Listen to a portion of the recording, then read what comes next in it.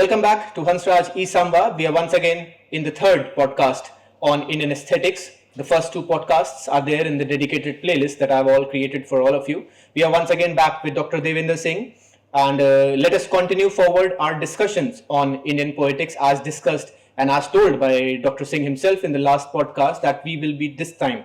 In this particular podcast, we'll be discussing about the issues of the contemporary relevance of Indian aesthetics in the contemporary scenario of the current times. Let's go forward with our discussions. We have once again with us Dr. Devender Singh, who is an associate professor at the Department of English at the University of Delhi and is currently also the joint dean of the academic affairs and is administrating the academic matters at the University of Delhi. We welcome Dr. Singh once again. Namaskar, sir. Thank you. Namaskar, Piyush, and Namaskar, audience.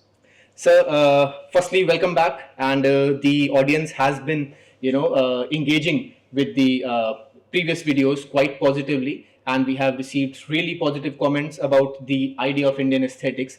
And toward the end of the previous podcasts, you talked and touched on the idea of the relevance in 21st century today in 2025 as we speak. So, sir, would you elaborate on what exactly is the real relevance of Indian aesthetics in the current scenario? First of all, I would like to thank you all audience. Your love really enabled us to go for this podcast today. Yes. And your immense love also filled us with energy so that we can deliver something good for you people. Yes, absolutely. So far as the journey of aesthetics is concerned, we have already discussed that life is dynamic. The whole world is dynamic. So we need to discuss the changes which came over the years in aesthetics. And we discussed the past of aesthetics, the start of aesthetics. Then we also discussed how it developed during the middle period, Middle Ages. And now what is the position of aesthetics right now today in the contemporary world and how it is important, we will be discussing this. Okay? Yes. Number one, as we discussed that dynamism is already there.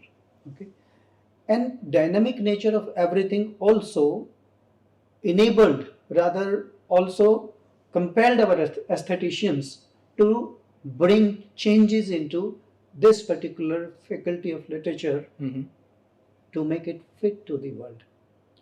Because there is a very, very apt theory, very important theory. If you are not fit, you will be thrown out.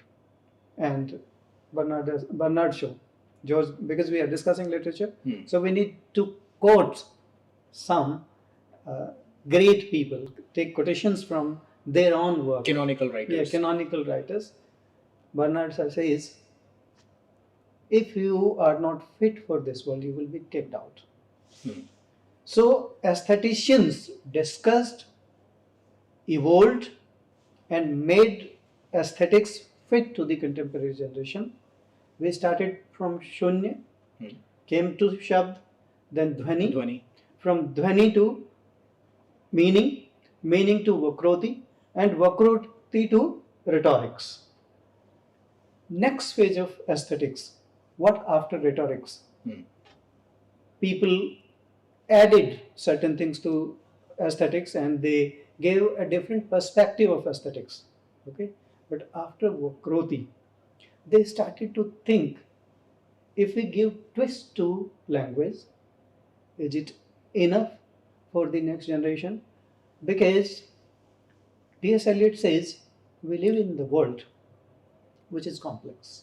Okay, our mind is complex, the whole world is complex, so we are bound to think complex. But the job of aestheticians and Indians especially, okay, is not to make the world and whole thing complex. Their duty is to make things simpler for the common mass. Okay, so of course Wordsworth believes in theory of simplicity, but simplicity to Wordsworth is confined to only one particular thing, that is nature. Yes, okay? It is right. He says nature is simple. I have brought simplicity in my lifestyle because of nature. Nature taught me. But here these aestheticians, they were given a duty to teach people, to instruct people, to delight people. So in order to delight them, they came out with two things. After rhetorics, they started to search beauty and harmony. Hmm. They found them, and when they found them, they started to work on creating union between beauty and harmony. Hmm. So this was the next step which aestheticians of this world took. Hmm. Okay, so we needed dynamism in aesthetics because we also needed union between beauty and harmony. So this was a quest for beauty, quest for harmony, and ultimate quest for shanti. Because the journey ends with shanti, and shanti doesn't mean what we call today that we will rest in peace. No, of course, this is the last stage of life, and in rest theory, in the first episode, we discussed that shanti is needed and this is associated to human life because this is the last sentiment, and in the last sentiment, after Adbudras, you feel shanti, Tranquility, are you talking about that? tranquility in today's sense. In today's sense, Okay? yes. But in the earlier phase of aesthetics, it was related to the last phase of life. Okay, so you feel tranquility, you feel shanti or peace when you experience the adbudras, the unique harmony between adbudras and shantras. Hmm. So aestheticians worked on this because every day, if you look at the development of the civilization, the world is turning violent. Okay, and amidst the violence, it was challenging task to save beauty because violence destroys beauty. Absolutely, it does. So, in order to save beauty, they needed harmony. They put them together and they found a new way of creating beauty. So, journey of aesthetics and the contemporary phase of aesthetics emphasizes upon union between beauty and harmony.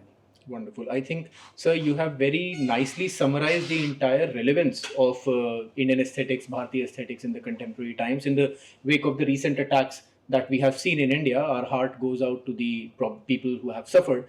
And perhaps I think the answer to all the violence in the world is in Indian aesthetics. And as you rightly stressed on the idea of Shantaras as the peace, as tranquility towards the end. But, sir, can we go back, slightly back to the colonial age? Because if we are talking about the contemporary aspect, then definitely the colonial age, 70, 80 years down the line. And in the colonial period, how was Indian aesthetics looked at? And do you really think that we lost some part of our Indian aesthetics due to the British Raj, due to the colonial rule? And who were the major, proponents during those times? Yes, and to my whole audience, why do we search certain things and what is the difference between search and research? Okay. So I generally tell my audience search means you have lost something. Okay, you were having something, you lost something, you want to find it again. Second is research. Research involves investigation, introspection. Yes. Research also involves analysis. Okay, search doesn't involve analysis, doesn't involve introspection. Okay, you lost something, you want to find it again. Okay, research involves certain other things. So over the years, over the period, due to the violent attitude of nature and people, okay, we lost so many things from literature. Aesthetics lost its beauty. That's why I'm saying that people were trying to find beauty, and this is not down the line 70, 80 years back. Okay, it started when Mughal came to India. Yeah. Okay, they came with a different idea of beauty, which was totally different from Indian aesthetics. Yes. Indian idea of beauty. Alexander the Great came to India, and there was a moment he conquered almost the whole country, and he defeated the kings. He was about to rule over India, but unfortunately he died. But before his death, okay, when he was trying to destroy everything and trying to ransack the whole country and all the system, he came across aestheticians of this country. Okay, he met them, and what did they teach him? Alexander, you cannot destroy this world. This world was not created because of your wish. Okay, so if something which was not created because of your wish cannot be destroyed At your will. at your will. So he ordered his army don't destroy the knowledge system of this country. Okay, you can carry away everything, all material things. This you cannot carry away, hence you don't destroy. And in our civilization, the tree of aesthetics is like the banyan tree. Okay, it is having roots coming out of the branches also, and those roots have become another stem. If you cut the main stem, even the tree will survive. Yeah. So this is the power of Indian aesthetics. It will keep surviving. I would like to tell you something about the British colonial system. Yes, sir. How aesthetics survived and what shape it acquired. Yes. The first name which comes to my mind is Tagore, the most important name. And Tagore, what he gave to the world, what he contributed in the field of aesthetics, Tagore says there are two things which you need to carry. Number one, melody, and number two, liberation, where mind is without fear. Okay, he says you should not have fear of anything in your mind. Melody, I would like to quote Shelley here. We look before and after and pine for what is not. Our sincerest laughter with some pain is fraught. Our sweetest song are those that tell the saddest thought. And secondly, he says, teach me half the gladness that thy brain must know, such harmonious madness from my lips would flow. So that harmonious madness was there in Tagore. And Tagore says, somebody asked Tagore, how did you write Gitanjali? How did it came into existence? Gitanjali is the epitome of Indian aesthetics in that era. The first person who got Nobel Prize in Literature in 1913. Tagore says, I used to sit near the bank of river Ganges and watch the undulating movement of water. And I used to listen the song of that undulating movement of water that created song in my heart. There was harmony. And that led to the creation of Gitanjali. That led to the creation of Gitanjali, because he says music is the very soul of my poem. Okay, they are all musical. And how do I define music? Music is the voice of soul. Something coming out of soul. This is the connection that makes the bond stronger between you and your creator. This is what Tagore returned to the world. So Tagore created harmony, and Tagore also redefined Shantras. Okay. He says, I sit in tranquility, I listen to the song of nature, listen to the song of all natural objects, and I connect myself with the Almighty, and I am creating a sort of eulogy. Then what did Tagore say? What is Shanti is not the end of life. This is the start of life. He says, assimilation with the Almighty is also Shanti. And this is the only way you can get Shanti. So he redefined Shantras. Great. So that was Tagore. But sir, that was during the colonial period. Not only Tagore, Piyush. Are there more as well? Yeah, there are. Please tell us. I would like to tell one more name. Two people really contributed immensely to the field of Indian aesthetics. Tagore, who redefined aesthetics, who redefined Shantras, who found a way of harmony between beauty and melody. Second is Ananda Kumar Swami, the great man. He says, art is craft. Okay? And whatever an artist does, he gives a new name to the artist. He says, an artist or aesthetician is craftsman sage. So look at their concept, who the sage is in this generation. We teach Western literature, and this has been the convention in Western literature. Somebody is declared saint after death. Okay, there is a long process. Before canonization, we know what happened. There are many steps. Okay, but in Indian philosophy, Santoism, sainthood is something different. Okay, and we are the civilization that he has given the world living saints, and those saints are the craftsmen who taught how to create a man out of a body. We were born as body, okay, and they turn us to man. So this is, Kumaraswamy says, aesthetics is the journey from body to manhood. How to become a man. All philosophers and poets, aestheticians of this world, they emphasize upon one fact: be a man, be a person.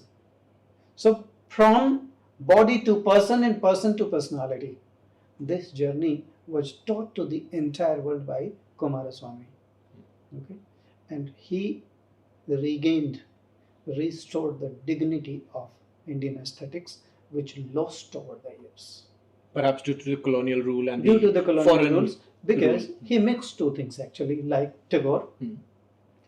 He took from Indian aesthetics the concept of life. Okay, we teach our students two concepts: art for art's sake. Okay, which you may call, this is for my satisfaction. I'm an artist and I write or I paint or I do poetry, I sing because this is soothing for my soul and I want to satisfy myself. Art is for people. Okay, and Kumaraswamy says art for art, not for art's sake. He belongs to the school of art for life's sake. Okay, art should be for the life's sake. That's why there was a group in, there was, in the 19th century, there was a group in England talking about art for art's sake. Yes. Okay, but Indian aesthetician, even then, Kumaraswamy said art is for life's sake. We have to attach it to the life and we have to create a stronger bond. Art for life's sake. Very vital point of discussion that has emerged, from this podcast. Sir, after the British rule, do we have some more aestheticians in the modern times, or perhaps just a few decades before? Do we have examples of such? Yeah, there are, because during the colonial period, there were some restrictions, and because every colonizer or everyone who believes in imperialism, they come with the idea to destroy the culture of their colonies. Okay? Right. If you want to rule our people, destroy the culture. Okay, they will become your slave. But as I said, our aesthetics is actually the banyan tree, which cannot be destroyed. The roots are coming out of the branches. Okay, getting the nutrition from the land.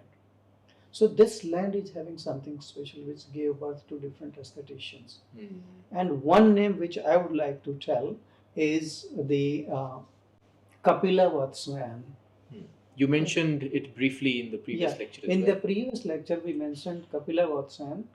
And Kapila Vatsyayan is also known as cultural historian. And what did she do to Indian aesthetics? Kumaraswamy started modernism in Indian aesthetics, in the field of Indian aesthetics. Kapila Vatsyayan took up the idea and related it to the contemporary literature and poetic art. Kapila Vatsyayan was also in favor of relating the whole culture with aesthetics. Actually, before Kapila Vatsyayan, Tagore was in the field of painting, was also writing poetry, was also writing short stories, and also creating certain good piece of literature.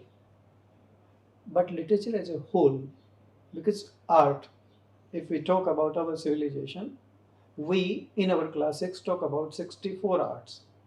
And it is said that human body at most can afford 16 arts at a time. Okay, that's why Lord Krishna was born with 16 arts only. And he is considered to be the complete god on earth. Right. Okay, not of the heaven. In the heaven, he is having 64 arts. So Kapila Vatsyayan was in favor of integrating all 16 arts on earth through aesthetics. Okay, so that's why she is known as cultural historian. Second is Rukmini Devi, and Rukmini Devi is known for Bharatanatyam. Okay, why dance is important for aestheticians? There's a very famous song, famous line of a Hindi song. हर दिल जो प्यार करेगा वो गाना गाएगा. And it's a deep philosophy. Old songs, all songs Yeah, of they were highly 70 philosophical. up to 70s, they were highly philosophical. They used to carry a philosophy of life. And they were poetic as well. They were poetic as well. And हर दिल जो प्यार करेगा वो गाना गाएगा. But why? Pose a question after it. Why? Love is the faculty of God. And as I said in the beginning, music is the voice of the soul. And soul is in the, when it is in the union of the Almighty, it sings. But number two, there is one more art. Okay? Look at the Bhakti period of India. And I would like to quote one saint poetess, Meera. Okay? She was a queen. And she belonged to the higher strata of society, Rajputana. It was the convention in the society that queens were not expected to come out in the street and dance and sing. Yes. Even today, in some parts of India, ladies are not allowed to come out, their male counterpart, they come out for household works outside home. In that era, in the Bhakti period, Meera not only sang but danced. So I add one more line to this. हर दिल जो प्यार करेगा वो नाचेगा भी. Okay? Will also dance. And when will you dance? Melody and madness. Okay? They are counterpart. And Dryden says, great wits are sure madness near allied, a thin partition do their bonds divide. So there is a very thin partition between your wisdom and your madness. Absolutely. Okay? And remember Thomas Gray's lines, where ignorance is bliss, it is folly to be wise. So he wanted to ignore the whole world. मेरो तो गिरधर गोपाल दूसरो ना कोई. And what did people say? लोग कहे मेरा भई बावरी, सास कहे कुल ना सिरे, पग घुंघरू बांध मेरा ना चीरे. So dance connects you to the maker, to the Almighty, to the Creator. Aesthetics is the faculty of creation. It is the faculty of godliness. That's why Rukmani Devi worked a lot on dance. And Bharatanatyam, Bharat is Bharat. Bharat Bhumi is this is the only land on earth, yes, where we have a great tradition of aesthetics and spirituality. So dance and spirituality, see, connected very well, both the things. Wonderful. I think, sir, you have also summarized the idea of aesthetics close to godliness, close to philosophy, and how Indian aesthetics, is serving as a lighthouse, I would say, to the entire, community, to the entire world. But, sir, do you think that the aesthetics as it is in the current form today, do you still think that it acts as a lighthouse to the literary community that we have in India? And how does aesthetics in the current form today in 2025, how does it act as a guide, as a lighthouse to the literary community at large and the current literary canon? It's a very good question, and our audience should know what we are doing in the name of aesthetics, what we are doing in the name of beauty. Okay? When the whole world is suffering from violence, in the different parts of the world, you find different kind of violence. But actually the consequence of violence is similar. Forms may be different. Amidst the violence, how to save our beauty. If you really want to learn, study Indian aesthetics. I'm coming back to the contemporary generation. We started, it was a dynamism. So we started it was a movement. Okay? But they created text. Okay? They exhibited their forms. Now, from form to shape, movement turned into movies. Okay? Movies means something, movement is there. Okay? When movies came, and towards the end of the first half of 20th century, this particular genre of art acquired a great shape. Because of what? As I already told you that there was a great theatrical tradition in India. We used to have different theaters, folk theaters. So anything which was coming on the screen, because we have this, the world is evolving, and we should have some modern form of art also. So we have modern forms of art, and movie is one of them. What people did to the field of movie, the greatness of Indian aestheticians lies in the fact that they could not forget their own tradition. Okay, they remembered Bharatanatyam. They incorporated Ras theory first of all. Okay, the first thing which they adopted from Indian tradition is Ras theory. Okay, and the maestro in this field, in the field of movies, is the first Indian director which earned a lot of name and fame. And my audience, before I utter the name, I think they know the name. The first Indian director, Satyajit Ray, is the maestro in the field of movie. See, there are 4-5 names. Satyajit Ray. After him, Gurudutt.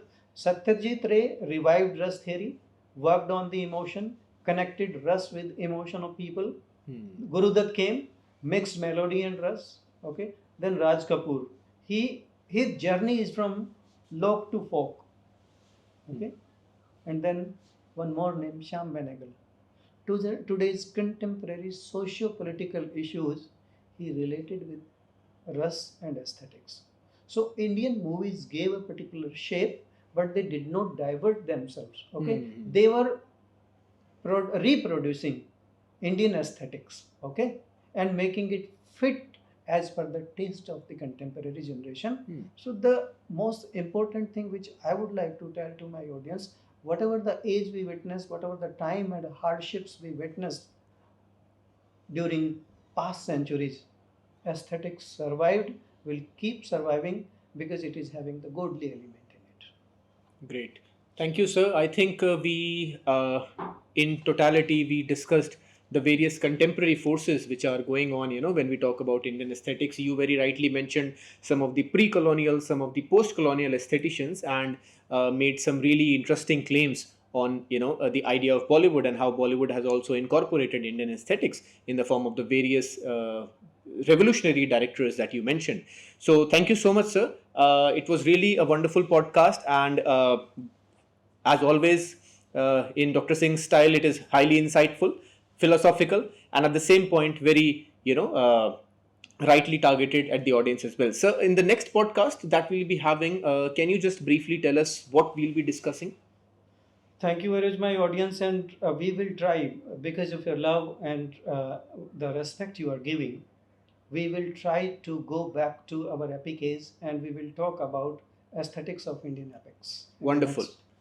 Wonderful. So that is what Dr. Singh will be speaking on, and I thank you all for being with us. Do share this video and do share it amongst your literary and historical circles, and I'll see you very soon in the next episode on podcast number 4 with Dr. Devender Singh. My name is Piyush Chaudhary, Assistant Professor at Hansraj College. It was great to have you here. I'll see you soon. Namaste. Thank you. Namaste.